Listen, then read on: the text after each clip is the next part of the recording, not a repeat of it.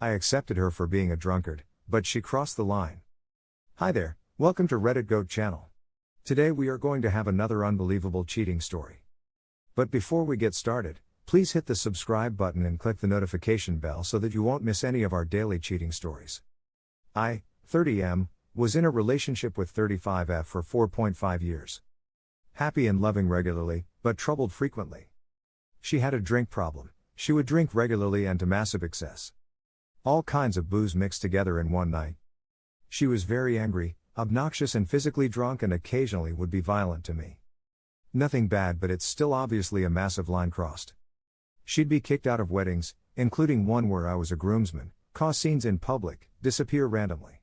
Even starting fights that led to her getting attacked. Random men sometimes appeared at the door, in hindsight, probably encouraged there, and I lost count of the number of cab drivers I had to barter with to recover phones or calm down after they weren't paid. It was hell, and I was naive, thinking I could help or that she would magically wake up one day and sort herself out. I was patient, way beyond what I should have been. I always cleared up the mess. It was my first relationship and I was about to marry, plus I was afraid to leave as I didn't want to be alone. It did naturally, however, cause massive issues in the relationship. The fallout and hungover depression she always went into was always a tornado of emotions.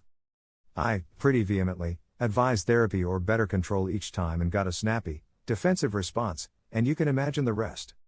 On top of that, for 18 months of that time, towards the end, she was also secretly cheating with a married man she met drunk in a bar, who also turned out to be a work colleague as well. This was discovered by her later. They would meet in secret, either at our place or at his. They would drink together and have sex, and apparently this happened at least 10 times. It came out when the other guy messaged me to explain what had been happening, as apparently he was an alcoholic and was getting help to repair his estranged marriage. I didn't respond but challenged my ex about it. I was dumb enough to believe my ex's story at the time, because it was just plausible enough. I was doubtful, genuinely, but also enjoying the comfort of all the sand around my head. Cheating happens to other people, not me, I thought. Fast forward a few months, and we had split in September 2020, one argument too many. I am laying in bed one night and a light bulb goes off in my brain about this random message I got some weeks before from this guy, so I respond asking if it was true. He says it is, so I challenge my ex. She says it isn't, so I tell her that isn't what he said. Then she comes clean and admits it. Cue instant horror. She feels a random pang of consideration for someone else and invites me to talk about it at her place later that evening. Bad idea, I know, but I was so traumatized, frankly, that information seemed the best comfort. I get there and instead of remorse, after I express my obvious upset, I get verbal abuse and she makes threats of violence towards me. In my distressed state I lost myself, stole a spare set of keys and ended up unlawfully entering and damaging her property, which led to a police caution. Which I'm totally not proud of, but definitely hasn't become a perverse source of satisfaction either.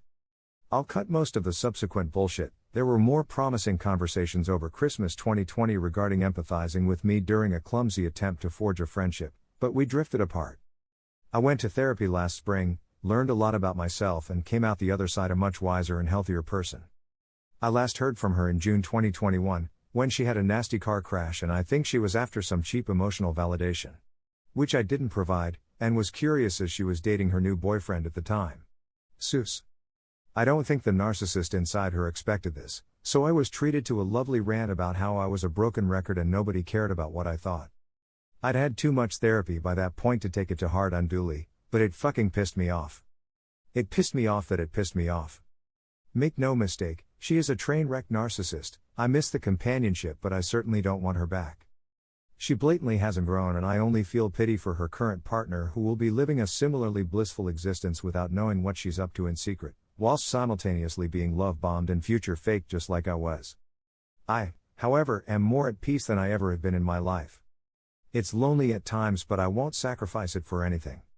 It eats at me though that there is a total absolution of responsibility on her part, still. I tell myself it's the massive guilt she feels, and I'm probably right. If she bumped into me in public I have no doubt she would run away like the coward she is. A growing part of me wants this sort of scenario to happen and I shouldn't. I shouldn't care.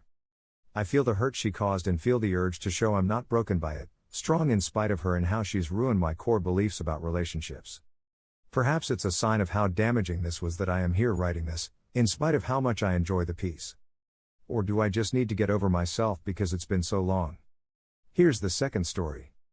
So, I was dating a girl 3 years ago. I was very in love with her, and a year ago she had entered a course, and she met a girl, and I helped her to continue the friendship since she told me she didn't have many friends, and that was true. Until she went to her friend's house and came back to my house at night, and she started using her cell phone instead of giving me attention since we had little time to be together and I wanted to enjoy it, and that I started to find it strange that she hid the cell phone at all times, even take to the bathroom so I couldn't see it. And she went to her friend's house about 3 times and always not paying me attention. We obviously fight because of that, and we were already fighting before. We decided to talk and stop the fights, and we stopped after this conversation, and she told me that she was liking the girl, and I said let's break up so you can stay with her so it doesn't get worse, and she didn't accept. She said she wanted to stay with me anyway.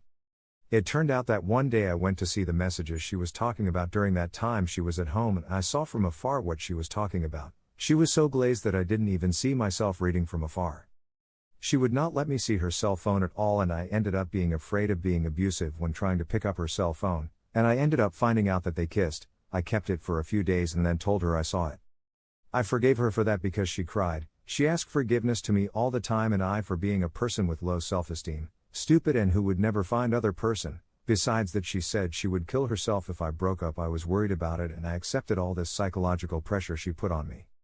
After a while she started talking to the girl again through messages. I said that I didn't want her to talk to her anymore, and she always continued until one day she was going hidden at the girl's house, and that was the culmination, and I ended up really breaking up. I really loved her, and she made those 3 years I spent with her seem useless and a giant waste of time. It's been a while since I've been really bad about that, and I can't talk with anyone because of what they're going to think about what happened, and I just think they're going to give sermons talking about or even make fun of me. I can't go to a psychologist because I live with my parents and they'll think it's weird and ask me why. Reddit is the only place I've found to get something off one's chest about it.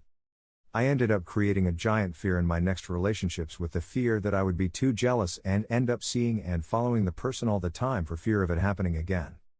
And the weirdest thing is I can't see a lesbian couple anymore anywhere that's real or on some screen. I imagine the scene of they, and it always makes me sad. I was watching Black Mirror. There was an episode that was a lesbian couple, and I couldn't see it, not at all, because my brain is blocking it and always making me sad. Before I saw it, and for me it was normal, but now everything has changed. Thank you for watching, and don't forget to subscribe and turn on the notification bell for any future cheating stories.